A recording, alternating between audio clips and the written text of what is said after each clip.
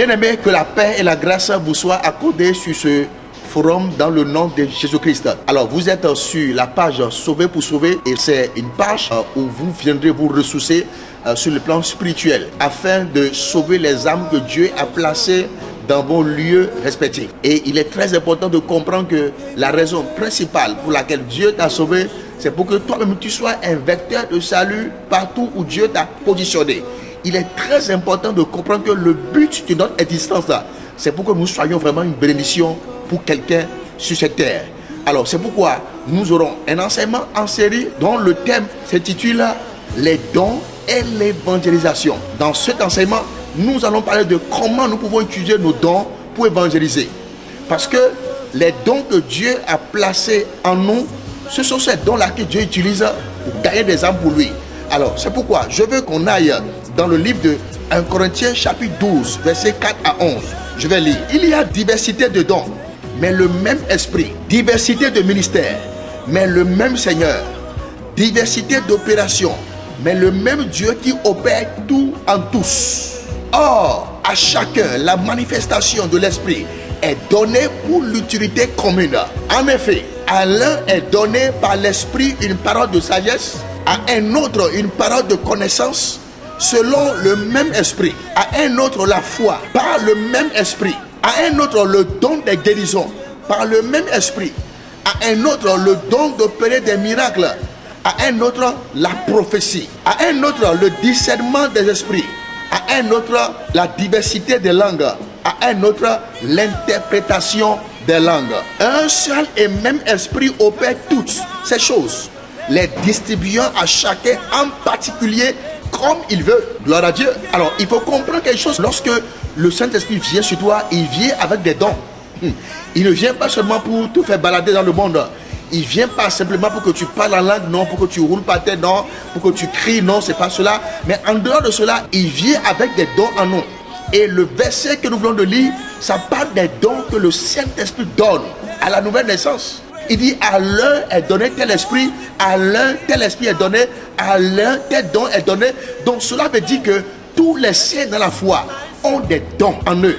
Et ces dons-là, la Bible déclare que c'est pour une utilité commune. Et la Bible précise, il dit c'est pour une utilité commune. C'est ce que la Bible dit. Il dit Dieu a donné ses dons à nous tous pour que nous puissions faire un travail commun. Donc il y a un travail commun pour lequel ces dons nous ont été donnés. Et quel est ce travail commun-là? Alors ce travail commun, je veux qu'on aille dans le livre de Matthieu chapitre 28, verset 19. Il dit, allez, faites de toutes les nations des disciples, les baptisant au nom du Père, du Fils et du Saint-Esprit. Et quand tu lis Marc chapitre 16, verset 15, il dit, puis il leur dit, allez par tout le monde et prêchez la bonne nouvelle à toute la création. Alors lorsque tu prends ces deux versets, il y a un mot qui apparaît dans les deux versets. C'est le mot aller. C'est un ordre. Ça veut dire que Dieu nous envoie dans le monde. Il nous donne de l'ordre. Donc il ne s'agit pas d'un titre ici. Il ne s'agit pas le travail qui appartient à une certaine catégorie de personnes, non. Mais Dieu donne ce ordre-là à toute personne née de nouveau. Il dit allez dans tout le monde entier et prêcher la bonne nouvelle. Donc le travail commun pour lequel le don nous a été donné, pour l'utilité commune là, c'est pour l'œuvre de l'évangélisation. C'est pour qu'on aille évangéliser. Donc c'est pour l'évangélisation que Dieu a déposé ces dons-là en nous. Ces dons n'ont pas été déposés en nous pour nous donner un titre spécial, pour faire de nous des hommes spéciaux, non. Mais ce don a été déposé en nous afin que nous puissions sauver des âmes dans le monde entier. Mais il faut comprendre quelque chose, d'accord? Je veux qu'on aille dans le livre de Éphésiens 4, verset 11, il dit, et il a donné les uns comme apôtres, les autres comme prophètes, les autres comme évangélistes, les autres comme pasteurs et docteurs. Écoutez, dans Éphésiens 4, verset 11, il y a ce qu'on appelle les 5 appels qui sont les appels majeurs. Et je les appelle les appels de leader. Les 5 appels là, apôtres, prophètes, pasteurs, évangélistes, docteurs, la Bible déclare que les 5 appels sont là pour édifier les saints. Donc, ça veut dire que ce sont les saints qui font le ministère. Les saints reçoivent le don, mais les saints ministères sont là pour équiper le don que Dieu a déposé dans les saints. Donc notre rôle en tant qu'apôtre, c'est d'équiper les saints, d'équiper les dons, c'est de ressourcer, c'est d'équiper, c'est d'apporter les éléments nécessaires dont les dons en eux ont besoin pour rendre ministère sur le terrain. Donc c'est pourquoi Dieu m'a mandaté pour vraiment t'équiper dans cet enseignement. Donc allons-y rapidement. Donc quand vous lisez la Bible, vous allez voir Jésus qui est notre modèle par excellence. Il a commencé par l'évangélisation. Jésus a commencé par l'évangélisation. Et je veux qu'on aille dans le livre de Luc chapitre 10 verset 1. Il dit, après cela, le Seigneur désigna encore 70 autres disciples et les envoya 2 à 2 dans toutes les villes. Il les envoya. Alors on a compris que ici Jésus, qui est notre modèle par excellence, quand il a commencé, il a d'abord choisi 12 disciples. Après cela, il a encore choisi 70 autres. Ça veut dire que les 12 disciples ont gagné des âmes et ces âmes se sont multipliées en 70 âmes. Donc ça veut dire que Jésus lui-même, qui est notre modèle par excellence, qui est notre Seigneur, a commencé par l'évangélisation. Problème parce que tout ministère commence par l'évangélisation. Mais malheureusement, le Seigneur tarde à venir. Pourquoi?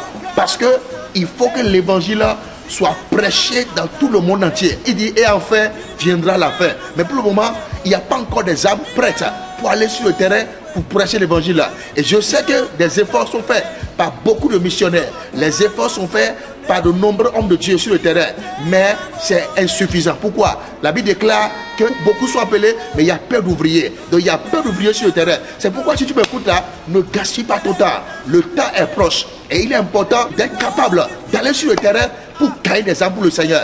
Alors que le Seigneur te bénisse abondamment. Vous voulez être édifié et équipé davantage, appelez le numéro 99 99 08 99. Si vous voulez vraiment être équipé, si vous avez besoin de moi pour vous équiper, d'accord, et vous équiper dans la foi pour rendre le ministère sur le terrain, appelez le numéro 99 99 08 99.